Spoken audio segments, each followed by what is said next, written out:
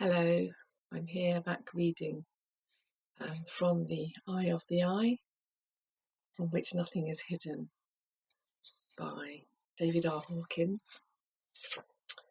We just finished section 2, so I'm just starting section 3 now, the pathway of consciousness. And so that is chapter 7, which is entitled The Mind. So get yourselves comfortable and we'll begin.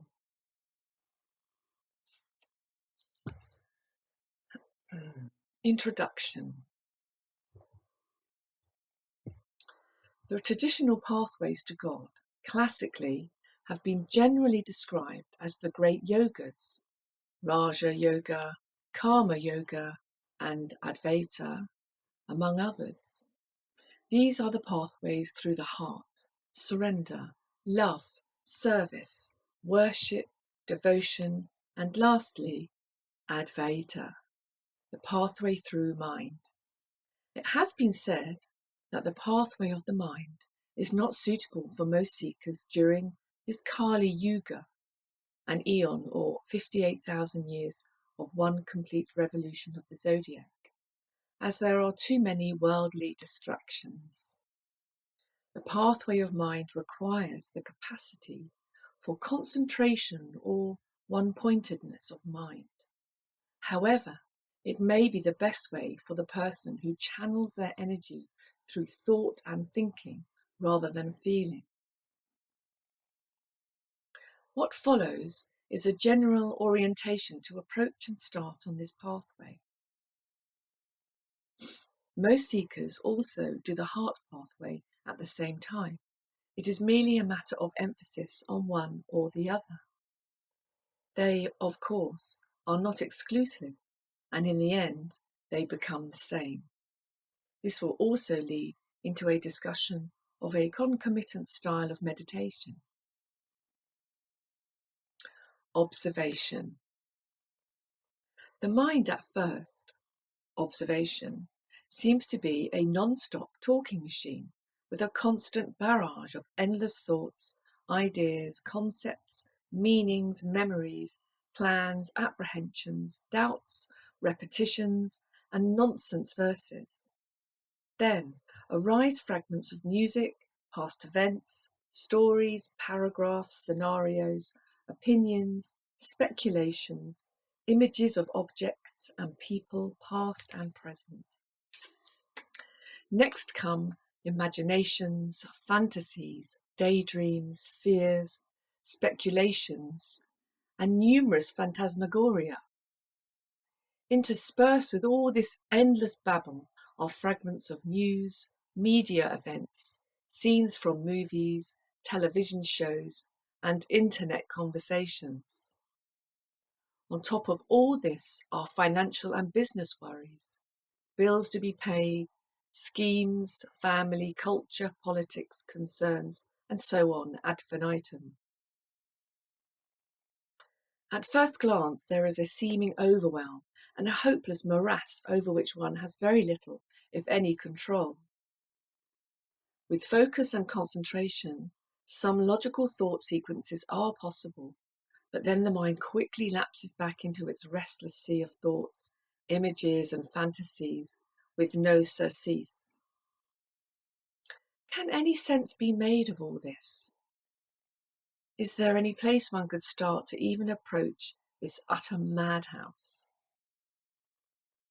The Buddha said that the true self is glimpsed in the space between thoughts, and yet there seems to be no cessation in the mind's endless activities. If anything, the mind seems to engage in endless frenetic activity, as though it dreads a moment of silence more than anything else. Does it fear that silence will mean its end has come? It seems to pin its hope of survival on non-stop chatter. It will, in fact, quickly fill in any possibility of silence with nonsense rhymes or senseless sound bites. It will start chanting cha-cha-cha or itty-bitty-boo or beep-bop-a-boo, anything rather than silence. What in the world is going on with the mind? Motive. By observation, it can be seen that beneath the images and words themselves, there is a driving energy, a desire to think, to mentate, to keep busy with any input the mind can find to fill in the gaps. One can detect a drive to thinkingness, which is impersonal. With observation, one can detect that there is no I thinking the thoughts at all. In fact, the I rarely intervenes. The real I has trouble even getting in a few sensible words or thoughts. When it is capable of this, we call this intervention concentration, but it takes effort and energy to push aside the babble and distractions to be able to organise a sequence of logical thoughts. The first part of such a process is to focus on the desired subject and limit the stream of content to the topic chosen for contemplation. Psychologists here surmise that the stream of thought is determined by indistinctual drives, or that the content of thought is organised according to associations and conditioning. All the theorising about the nature of thoughts surmises that there is an inner thinker, an invisible homunculus who sits in charge of this ongoing multifactorial set of processes called mentation. Computers study this phenomena and hope to come up with artificial intelligence programs.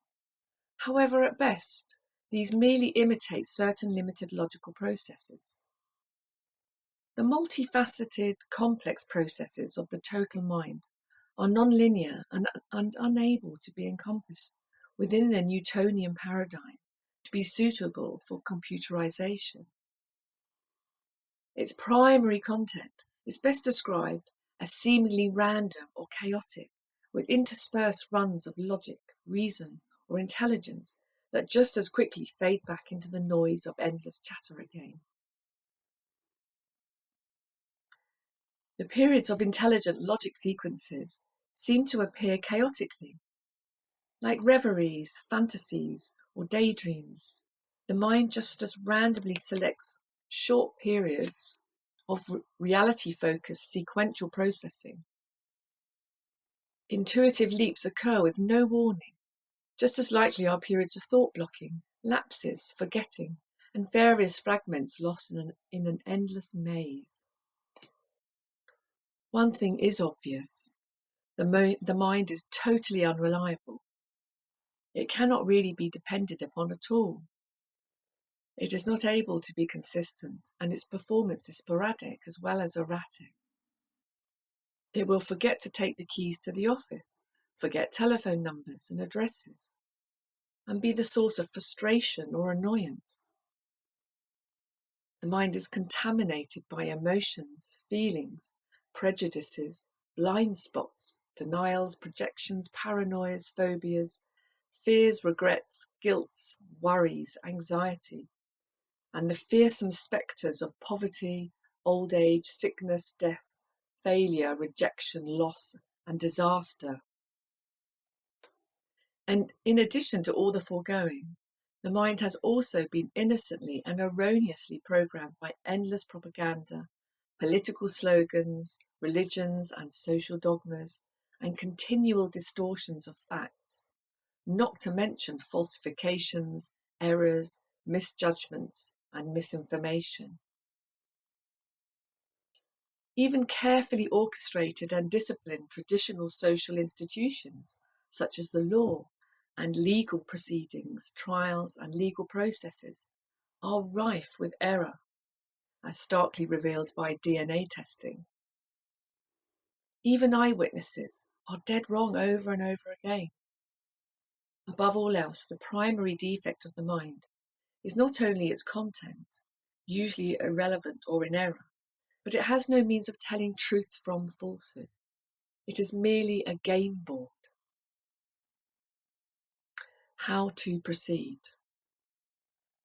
From the foregoing, it can be seen that it is futile to try to find truth via the mind. The benefit of the way of the heart, or unconditional love, is that it bypasses many of the traps and quagmires of the so-called mind. Even if the mind could be trusted to produce a logical, stable product, it easily fails to grasp the significance of context, and it interprets the results or misapplies them, e.g., the current politically correct game that never seems to anticipate unexpected consequences. The pathway through the mind is really the pathway of no mind, in that its techniques are designed to bypass the mind and thinkingness altogether. We could liken the mind to a goldfish bowl. The water is consciousness itself. The fish are the thoughts and concepts. Beyond the context of mind is beyond the content of mind is the context or space through which the thoughts occur. The water always remains the same and is unaffected by the thoughts. We tend to cling to thoughts because the ego, in its vanity, classifies them as mine. This is the vanity of possession that automatically adds value and importance to anything. Possessions, country, relatives, opinions. As soon as the thought mine is prefixed. Once the supposed value of a thought has been enhanced by the prefix mine, it now takes on a tyrannical role and tends to dominate through patterns and automatically distorts them. Most people actually dread their own mind and live in fear of it. It can assail one's peace of mind at any time, without warning, with sudden fears, regrets, guilt, remorse, memories, etc. To undo the dominance of mental content, it is necessary to remove the illusion that thoughts are personal, that they are valuable, or that they belong to or originate from one's own self. Like the body, the mind and its contents are really a product of the world. One is born with an organ called a brain, which is predetermined by genetics to have certain structures and capabilities, as well as limitations, depending on chromosomes and gene combinations, DNA sequences, etc. From all this genetic garble arises a fragile, complex growth pattern of brain neurons and synapses, now subject to intrauterine influences and postnatal fates, such as nutrition, nurture, and emotional and intellectual climate. Together with this is the influence of an infinite number of neurotransmitters, neurohormones, environmental hazards, and accidental programs. The IQ is already set, the convolutions are already in place, and now one has to make the best of it, because society, with all its complexity and error, then proceeds to systematically program this defective organ with software of questionable accuracy, usefulness, or veracity. Like the body, the mind is not one's real self, and like the body, it is basically impersonal. It has thoughts, but these thoughts are not a product of the self. Even if the person does not want a mind, they have one anyway. There is no choice in the matter. The mind is imposed and thrust upon one unasked. The fact that having a mind is an involuntary imposition helps with the realization that it is not a personal choice or decision. Further observations. After one has observed the general field of mind, it is apparent that the specific content of the thought stream itself is not likely to be rewarding. One has to stand back, move further into the next level of consciousness and ask, what is it that is watching, observing, being aware of, and registering with the flow of thoughts? Just as the eye is unaffected by what is observed, or the ear is by what is heard, there is ongoing process of witnessing, which is unaffected by that which is witnessed. Here again, there is no entity that is doing thinking, neither is there a witness behind witnessing. Witnessing is an impersonal, inborn aspect and characteristic of consciousness itself.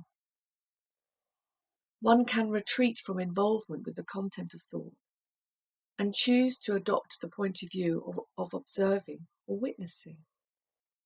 To be proficient, this does take some practice. To get a feel for it, one can practice watching out the window of a car by fixing one's gaze through a specific spot on the window.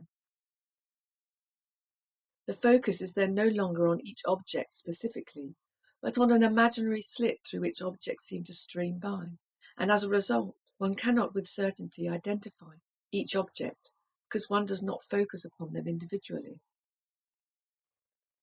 Witnessing or observing does not focus on any idea or image, but allows them to flow by without involvement. One then realizes that the thought images are occurring spontaneously, and the thoughts are not choices made by personal decision, but that the thought stream is impersonal. The thoughts are not mine, as there is no me involved. As the physical eye sees images, it does not claim authorship of the images, nor does the ear claim authorship of sound.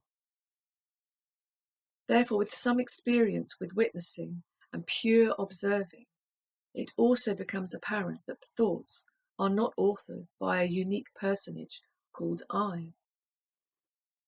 They are the result of combinations and permutations of ideational and emotional programs that are playing on the game board. The realization that the mind is not the same as I or me breaks the identification of the self with the mind.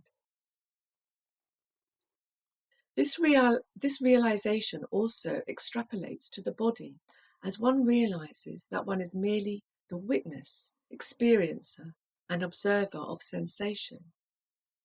One does not actually experience the body, but only the senses. Proximate to witnessing or observing is experiencing. There is witnessing and observation, and then there is the experiencing, or that which is witnessed and observed.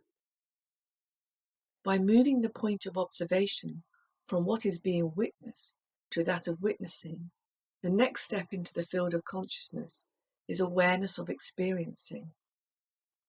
Is experiencing done by a who or by a what? One will, by observation, discover that something rather than someone is functioning as the impersonal experiencer and observer, which is unchanged and unaffected by the content of that which is being experienced, observed, or witnessed. The next thing to notice is that the content of mind is form.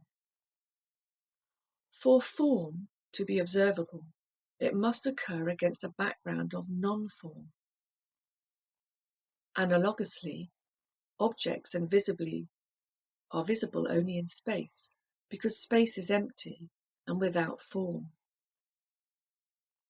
Similarly, one can only hear sound against a background of silence. The use of white sound to blank out speech is an obvious example. Because consciousness is formless and devoid of content, it is able to recognize form. Thoughts are only discernible if they move in a field of non-thought. The background of the mind is therefore the silence of the field of consciousness itself. In turn, consciousness, which is a field of potential energy, is detectable because it is illuminated by the light of awareness, which is the self. Meditation, observation of the mind's stream of consciousness. Intentional. The stream of thought is propagated and energized by layers of motives and intentions that can be identified as follows. 1. The desire to language emotions. This takes the form of recall, rehearsing, and repetitious processing of events and ideas that are linked to emotions. This process is sometimes referred to as the mind working through its failings. 2. Anticipation. making plans for expected or possible future events or possible conversations or encounters. 3. Rehashing the past. 4. Rewriting scenarios, real or imaginary. 5. Creating imaginary scenarios, daydreams. 6. Remembering, reruns and recalling. And 7. Solving problems. Unintentional. 1. Unasked repetitions of the above. 2. Senseless ramblings, phrases, fragments of mentations, background voices and music. 3. Commentary. 4. Dysphoric memories, painful moments, unpleasant events and feelings.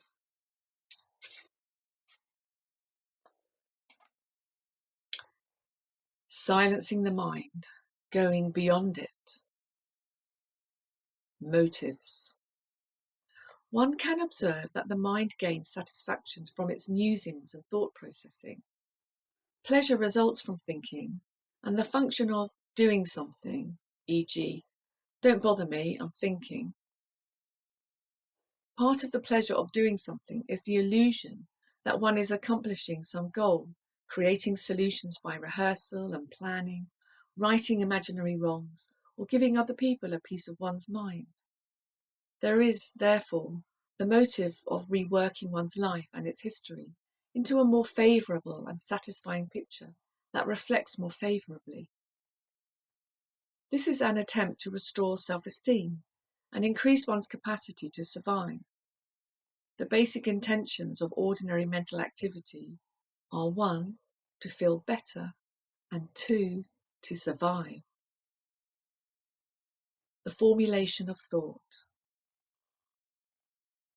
To accomplish the objectives, it can be observed that the mind is primarily concerned with its own moment-to-moment operation, with the control of the next instant. It is endlessly poised in anticipation of being on top of the next split second, and it tries to monitor each succeeding instant of experiencing. This core intention underlies all the forms that mental processing can take, and it is ever present. It lies just beneath the surface of the content of thought itself. Its motive is the survival and perpetuation of its own functioning.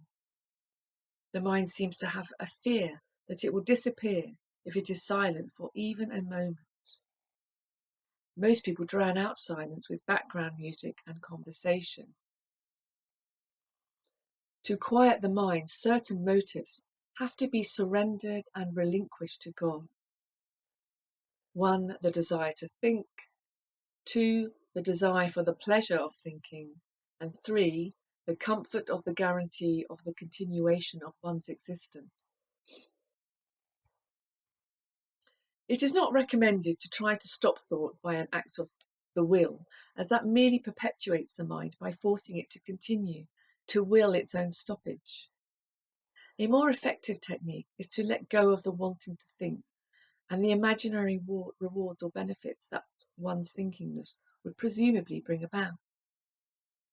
There is actually no personal entity beyond the thoughts.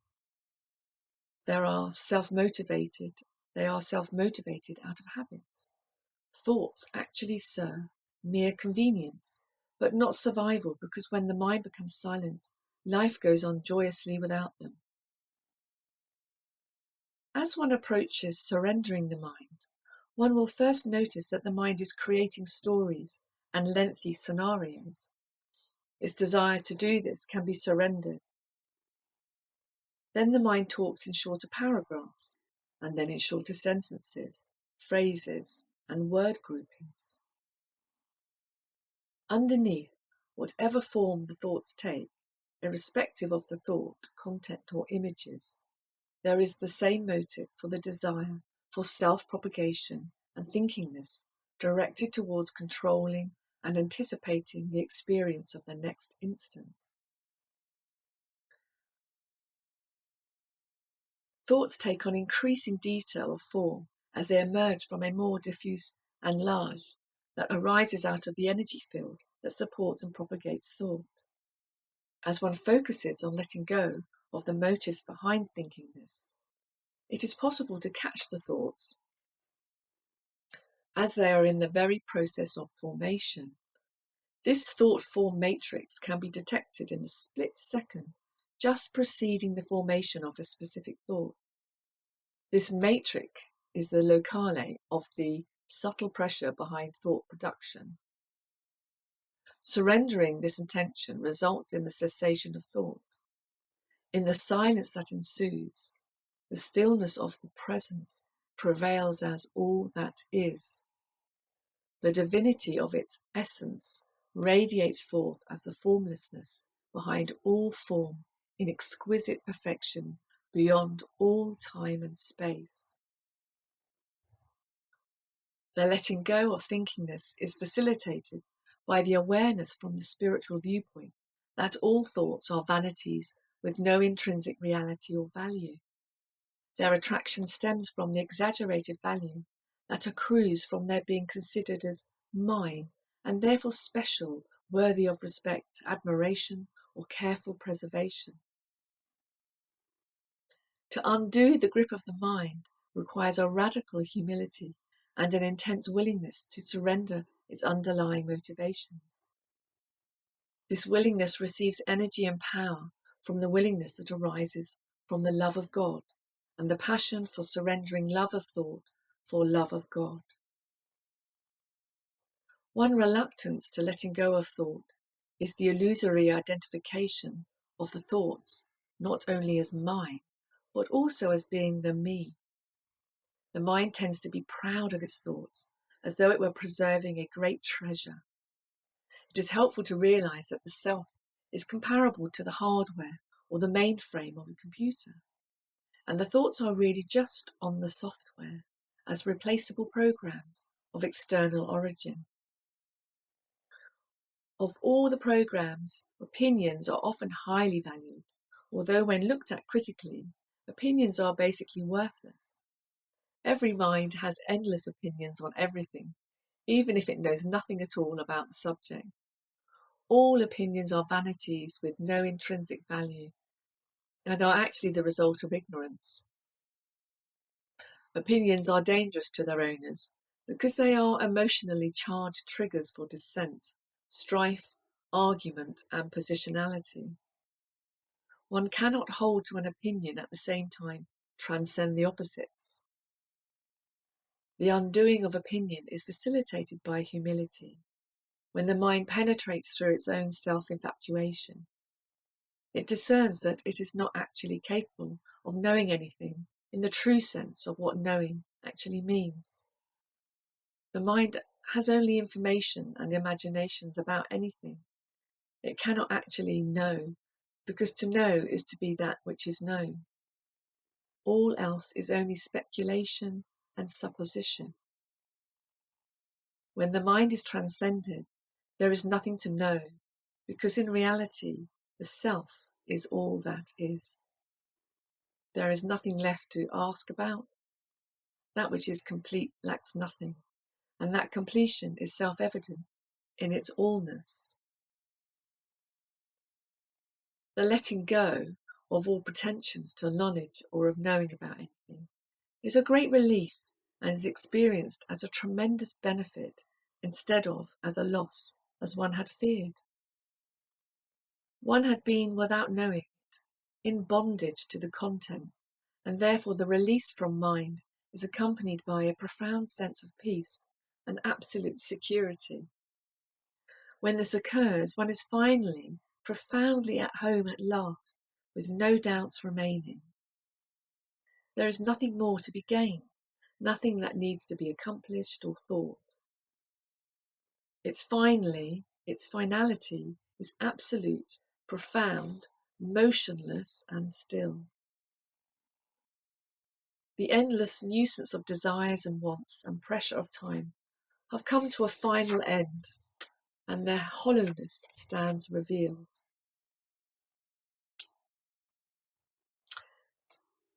Positionality.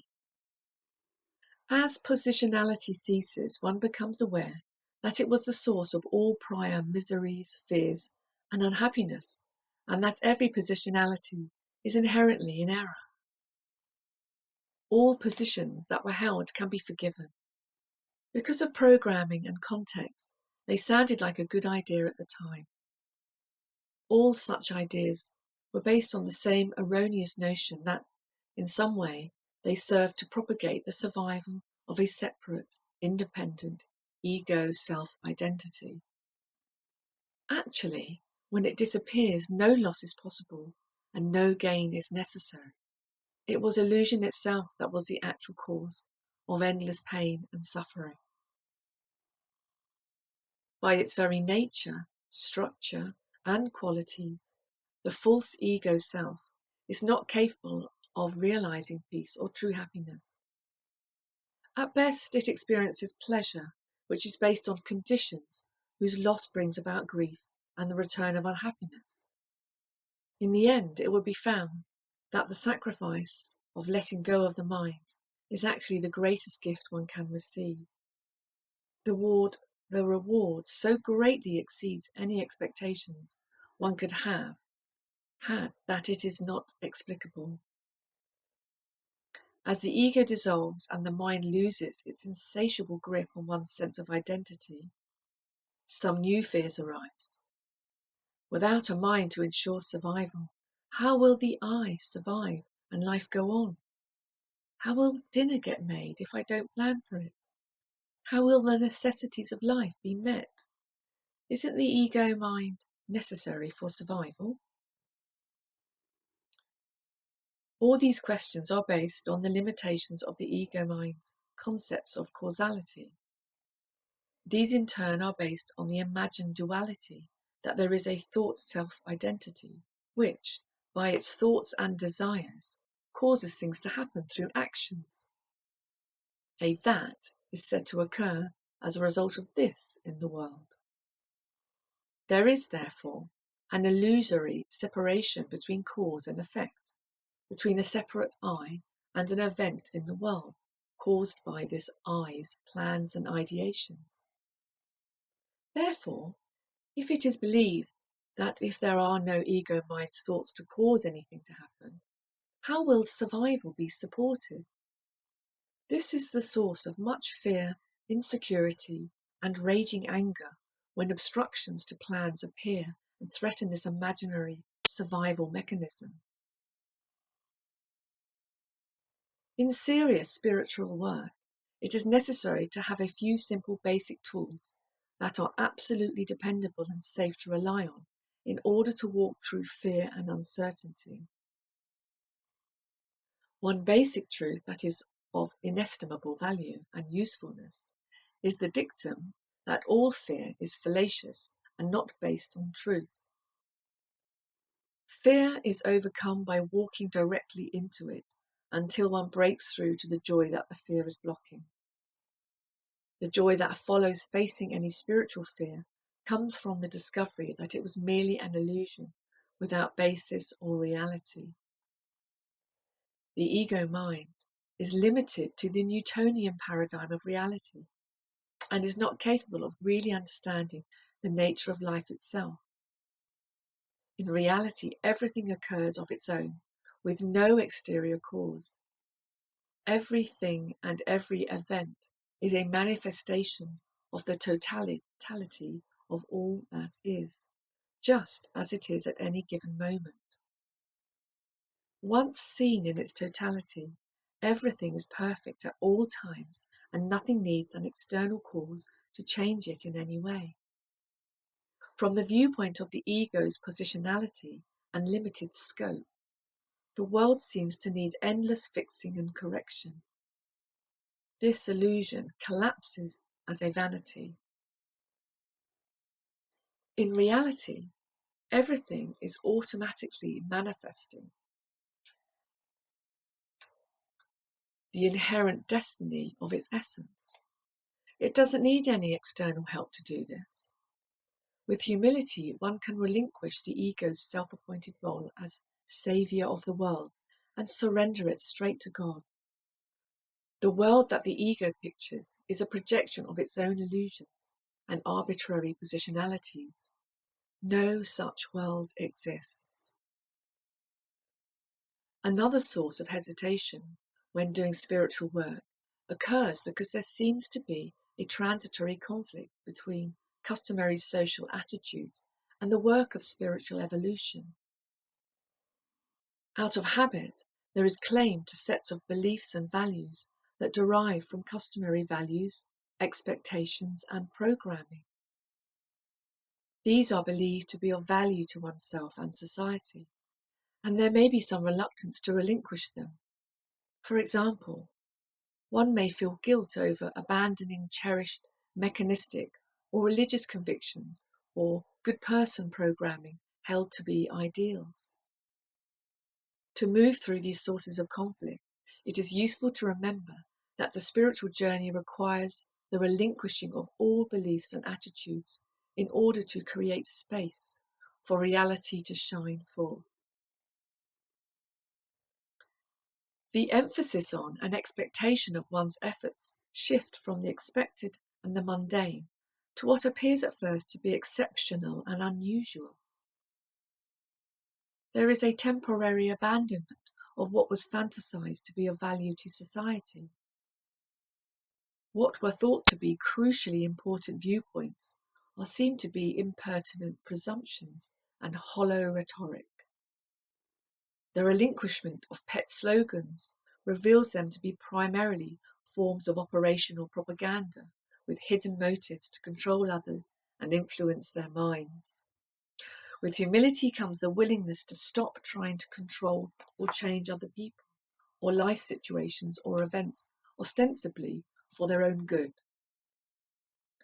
To be a committed spiritual seeker, it is necessary to relinquish the desire to be right or of imaginary value to society. In fact, nobody's ego or belief systems is of any value to society at all. The world is neither good nor bad, nor defective, nor is it in need of any help or modification, because its appearance is only a projection of one's own mind. No such world exists.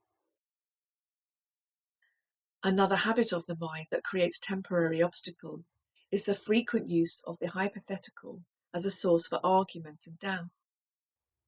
It is always possible for the intellect to construct an imaginary set of concepts in such a way to refute anything. The unconscious purpose of the hypothetical position is always the vanity of being right and refuting some other point of view. The hypothetical has no validity and no existence in reality. The what if never has to be addressed in spiritual work, inasmuch as it is a spurious product of imagination and languaging whose motive is self-justification of a positionality. The consciousness level of intellectualization calibrates in the 400s, which is useful in the physical world of human endeavour, but a limitation and a great barrier to enlightenment. The intellect itself is a great limitation, and the greatest geniuses of science and the intellect all calibrate at approximately 499. That is as far as the intellect can go due to the limitations set by its context of reality. To go beyond that limit requires a greater context and takes one into non-causality, non-duality, and the non-linear and non-Newtonian dimensions of thought and understanding. It is necessary to see everything is what it is as a consequence of the entire universe's being what it is in its totality throughout all time. Everything we think we see is in fact itself perfect, total, and an expression of the entire universe. At most, the intellect could merely grasp this as an idea, but not experience the actual truth of it. Even if the ego could comprehend totality, it would still speak of its perception of an event and not comprehend its own existence. It is helpful to realize that nothing can be described or experienced except from outside itself. All descriptions, no matter how elegant, are nothing more than perceptual measurements and definitions of imputed qualities that have no self-existence. Nothing is as it can be described. Therefore, all descriptions are of what a thing is not. The realization of absolute reality and truth is the greatest gift that one can be to the world and all humanity. Spiritual work, in its essence, is therefore a selfless service and surrender to the will of God. As one's awareness increases, the power of that field of consciousness increases exponentially in logarithmic expansion, and that, in and of itself, accomplishes more than all effort or attempts at relieving the suffering of the world. All such efforts are futile because they are necessarily misguided by the falsifications and illusions of the perceptual function of the ego itself.